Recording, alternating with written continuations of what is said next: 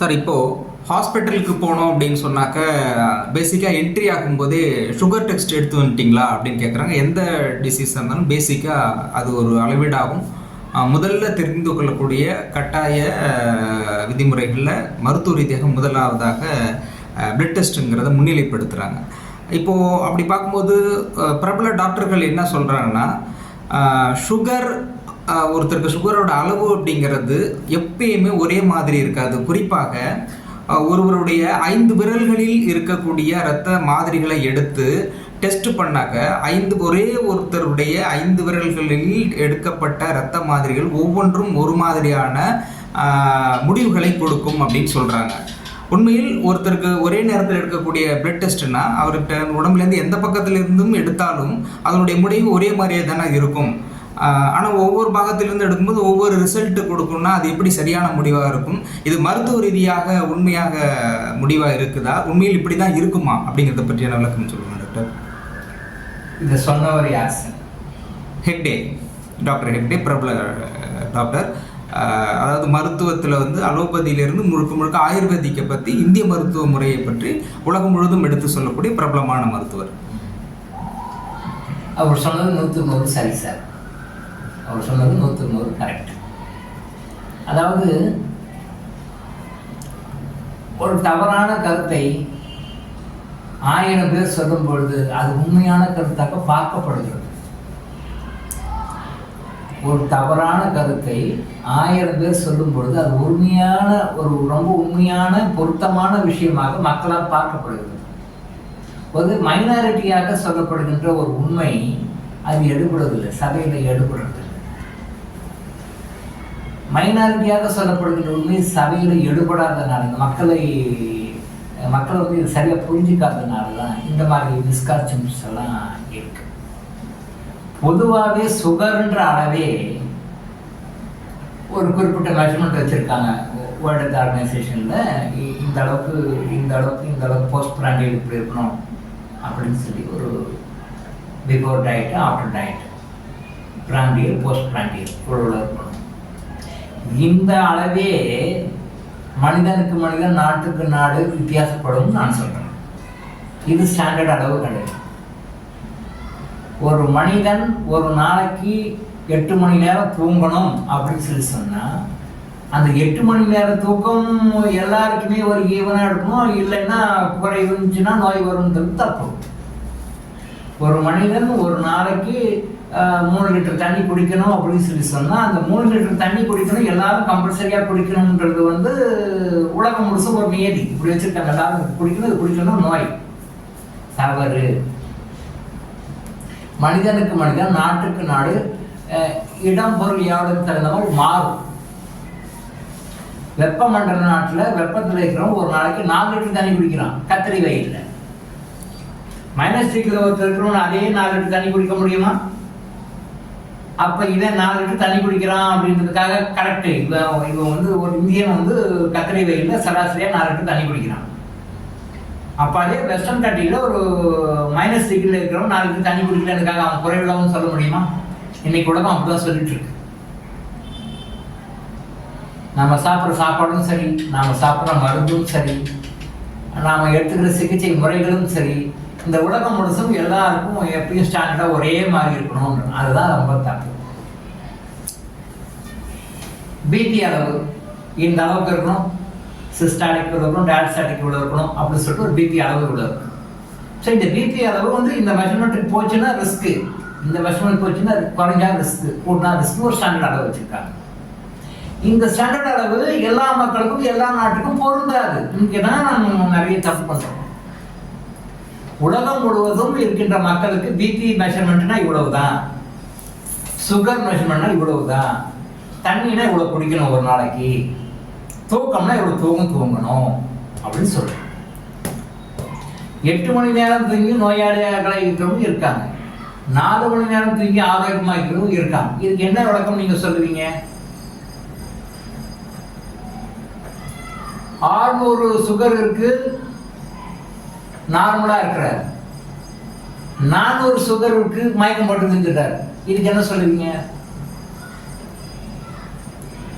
BP 550 இருக்கு, சர்வசாதாரணமா இருக்கிறார். அதை விட கம்மியா பிபி இருக்கு, அவர் மயக்கப்பட்டு விடுறார். இதுக்கு என்ன சொல்லுவீங்க? எல்லாத்துலேயும் சொல்லிட்டாங்க, நான் ஒரு நாளைக்கு 3 லிட்டர் தண்ணி குடிக்கணும்னு சொல்லிட்டு தண்ணி குடிக்கிறார் ஒருத்தர். ஓகே, அதே இன்னொருத்தர் ஒரு நாளைக்கு 1 லிட்டர் தண்ணி தான் குடிக்கிறாரு, அவர் ஆரோக்கியம், இவரோட அவர் ஆரோக்கியமா இருக்கார். இதுக்கு என்ன சொல்லுவீங்க? இந்த வேரியேஷன்ஸ் வருதா? இது நான் நிறைய ப்ராக்டிக்கலாக என்னோட அனுபவத்தில் நிறைய பார்த்துருக்கேன். past 30 years I have seen so many kinds of people, so many kinds of patients, so many kinds of characters பார்த்துருக்கேன். இதை நீங்கள் மறக்க முடியுமா? இப்போ நம்ம சொல்றது மறக்க முடியுமா? வேரி ஆகும். One mens meet is another man's poison. அதே இங்கிலீஷ் ப்ரோவர்ப் தான். One mens meet is another man's poison. ஒரு மனிதனுடைய உணவு இன்னொரு மனிதனுக்கு நஞ்சாக இருக்கிறது. இது உண்மைதான். நம்மளே பார்க்கணும். ஒருத்தன் வந்து டியூப்லைட்டை உடைச்சி சாப்பிட்றான், நல்லா தான் இருக்கான்னு சொல்கிறோம். ஒருத்தன் டியூப்லைட்டை உடைச்சி சாப்பிட்றான், ப்ராக்டிக்கலாக இருக்காங்க, மீடியாஸ்லையும் காட்டியிருக்காங்க. இப்போ அதே டியூப்லைட்டை உடைச்சி நாம சாப்பிட முடியுமா? டியூப்லைட்டை உடைச்சி அவன் சாப்பிட்றான், டியூப்லைட் உடைச்சி நாம சாப்பிட முடியுமா? ஈவன் நான்வெஜ்ஜை கூட எடுத்துக்கோங்க. 3 வேளையும் நான்வெஜ் இல்லாமல் என்னால் சாப்பிட முடியாது சாப்பிடவும் இருக்காங்க. ஒருவேளை நான்வெஜ் சாப்பிட்டுட்டே, அப்பா சாப்பிட்டு ஜீரணம் ஆகலப்பா, காலைல சாப்பிட்டேன், மத்தியானம் ரசம் கொடு, இப்போ நைட்டு வரைக்கும் சாப்பிடாம அப்படி ஒரு மாதிரியா இருக்கணும் இருக்காங்க. பார்த்துருக்கீங்களா? நான் பார்த்துருக்கேன். 3 வேளையும் நான்வெஜ் இல்லாமல் என்னால் சாப்பிடவே முடியாது, நான்வெஜ் தான் சாப்பிடணும், 3 வேளையும் சாப்பிடவும் இருக்காங்க. ஒரு வேளை சாப்பிட்டுட்டு இந்த சாப்பாடு எனக்கு ஜீரணம் ஆகலை, எனக்கு எதுவும் வேண்டாம், அப்புறம் பார்த்துக்கலாம் அப்படின்னு சொல்லிட்டு சாப்பாடு மத்தியானம் லஞ்சை ஸ்கிப் பண்ணுறவங்க இருக்காங்க. 3 வேளை சாப்பிட்றவரும் அதே ஒரே ஃபேமிலியில் இருக்காரு. அதே நேரத்தில் மார்னிங் சாப்பிட்டுட்டு மத்தியானம் லஞ்சை கிக் பண்ணி நைட்டில் ஒரு ரசம் சாதம் மாதிரி சாப்பிட்றோம்மா, என்னால் முடியல, போதும், நாளைக்கு சாப்பிட்டு போதும் அப்படின்றது இருக்காங்க. இதை எப்படி கம்பேர் பண்ணுவீங்க?